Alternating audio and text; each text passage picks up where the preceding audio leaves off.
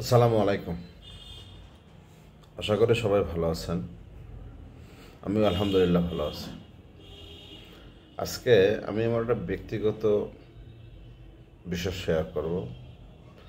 বিষয়টা হলো জাস্ট ব্যক্তিগত বলতে ওইরকম ব্যক্তিগত না। গতকালকে দ্যাট মিন্স 14 তারিখ আমি আমার কাজ শেষে যখন বাসার দিকে ফিরতেছিলাম, গাড়িতে বসে বসে বসে আমি মোবাইলটা হাতে নিয়ে এটা ওটা করতে এক পর্যায়ে আমি সোশ্যাল মিডিয়াতে ঢুকছি। এক কথা আমি ফেসবুকে ঢুকছি। ফেসবুকে ঢুকে কি দেখলাম, তারপর হঠাৎ করে মনে হইলো, শুনছি অনেকের পেজ থাকে, আমি একটা পেজ বানাবো। তার চেষ্টা করলাম যে পেজ একটা বানাইতে হয়। তো একটা আমি চেষ্টা করলাম আমি আমার মতো করে, আমি অভিজ্ঞতা নাই, তা আমি একটা পেজ বানাইলাম আমার মতো করে। কিন্তু পরে দেখতেছি যে না, এটা পেজ হয় না, এটা আর একটা আইডি হয়েছে। আমি আমার ছেলের ছবি দিয়া, ছেলের নাম দিয়েই জাস্ট সাইফ টেলিভিশন নামে আমি এটার একটা পেজ বানাইতে যাই, আইডি হয়েছে।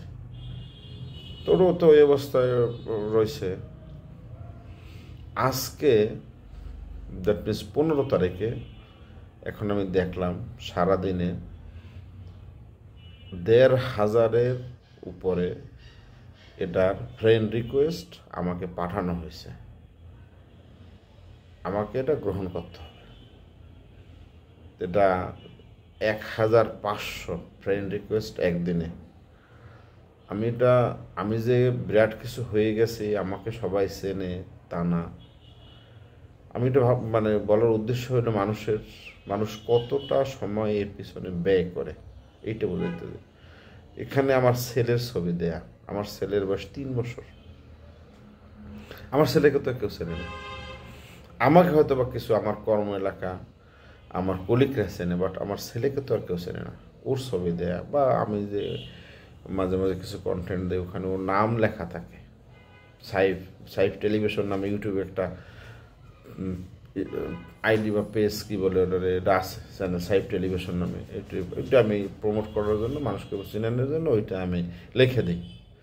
কিন্তু আজকে আমি দেখলাম সারাদিনে 1,500 মানুষের বা এই কথা বলতেছে, এর মধ্যে হয়তো আরও কিছু চলে আসছে।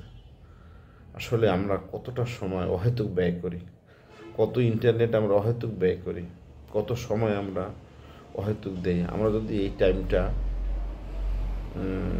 আমার ব্যক্তিগত কাজে বা আমার জবের কাজে বা আমার ব্যবসার কাজে আমি খরচ করতাম, না জানি সেটা আর কত উন্নত হইতো, দেশের না জানি কত উন্নত হইতো।